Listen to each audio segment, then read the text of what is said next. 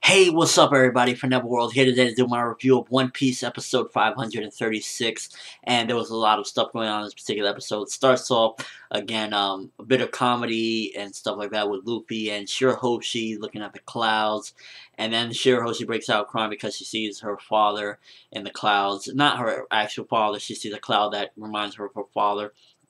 And she's like, he's probably worried about her. And this particular episode, I am not going to be bagging on King Neptune because I actually gained a little bit more respect for him, and I'm not gonna go Jamon because actually I kind of thought he was pretty beast in this episode, and I felt kind of bad for him as well because he starts really just like tearing up because he's like, "That's my daughter. I'll give you anything. You know, you can take my soldiers' lives. You could get all the money, all the jewels, anything you want. Just please go rescue my daughter. Let me go rescue her. Anything. I just, and you gotta respect a man that really cares about his family, especially that he's like, take my men's life. I don't give a crap. Anything. Just let me, get my daughter. I love her. I don't want, Decken to get her or anything like that." And he was just tearing up, and I felt kind of bad for him. And at the same time, then when stuff goes down, because Hordy starts doing some, I guess, shark stuff or whatever, is like some little arrows, shark arrows, I believe, and he starts throwing them, and he's still, Neptune, even though he said that, like, about his daughter, but he still cares about his,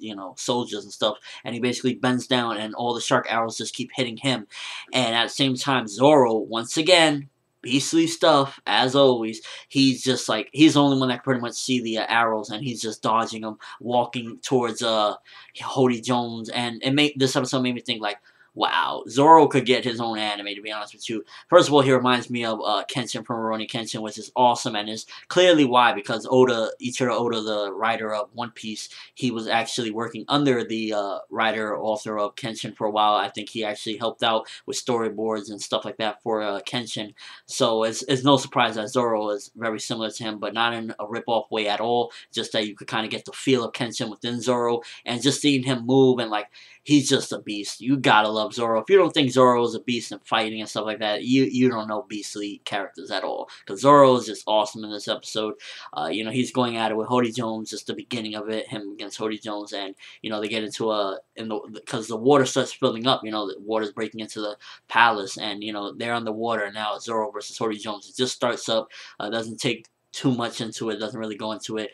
So probably next episode we'll deal more with that.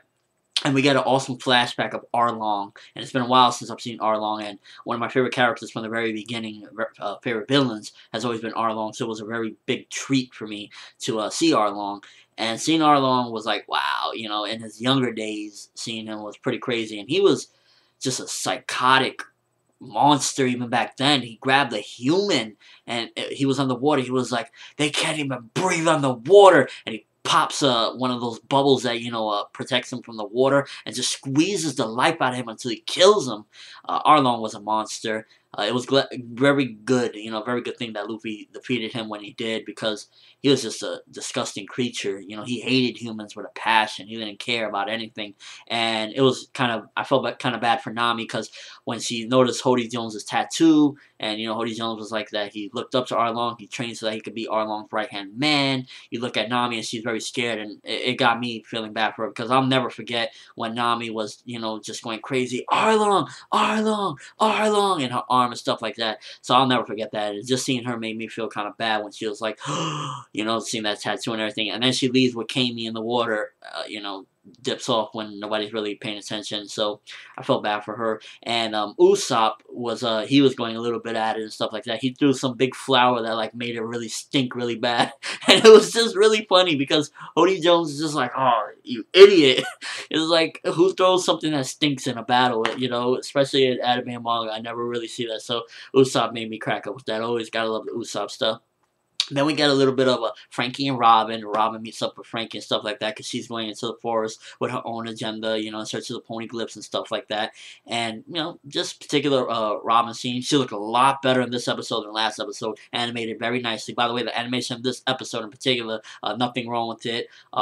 even stuff that looked like it was going to be bad in the preview actually looked very well done. The Zoro versus Hordy Jones when they start getting into the water and stuff like that. Very nicely done episode. Robin looked awesome. Everything was on point, by the way. And it was just nice to see Robin again, walking through. Frankie's talking still to Tom's brother and stuff like that. And, cool little scenes, stuff like that. Get a little more backstory and stuff with everything that's going on. And the final scene is basically Sanji and Chopper. They still added on the island and stuff like that. Everybody is just looking at them like, you kidnapped this one, you kidnapped that one. And Sanji was like, because they were like accusing him of trying to get the mermaid. And he was like, as much as I'd love to take her away.